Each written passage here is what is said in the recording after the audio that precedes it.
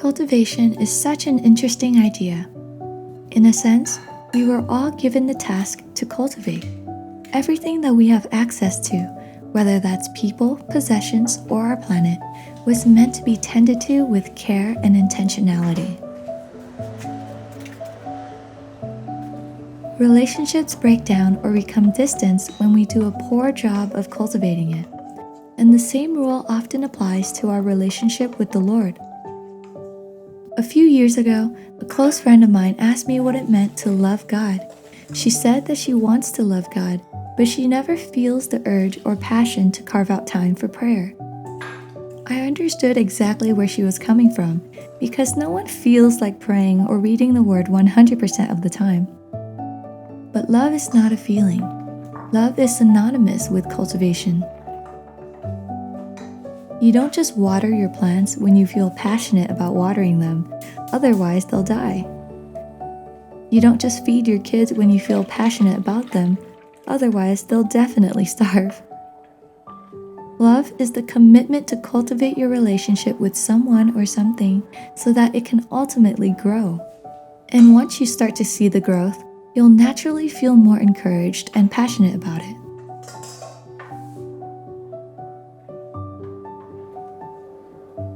But we often get it backwards in society. We think of love as only the highlights of a relationship, the butterflies in your stomach, or the spark when you first kiss. How many times have relationships ended because one person declares that there's no more spark? Perhaps the spark has died because that person wasn't willing to fan the flame. Cultivation takes work and integrity. It takes committing to the person or thing even when no one's looking. To cultivate your relationship with God, therefore, takes initiative on your part to carve out time for Him.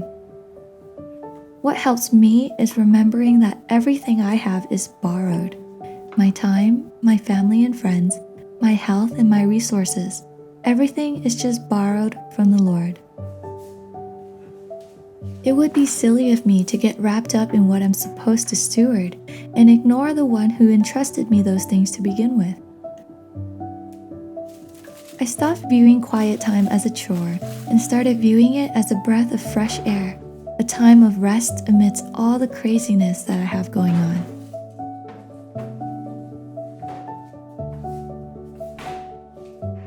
I make sure to protect that time by creating a peaceful environment that I can just melt in.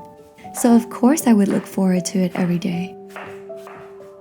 And I think if you turn this quiet time with God into something restful and beautiful, perhaps you would look forward to it too.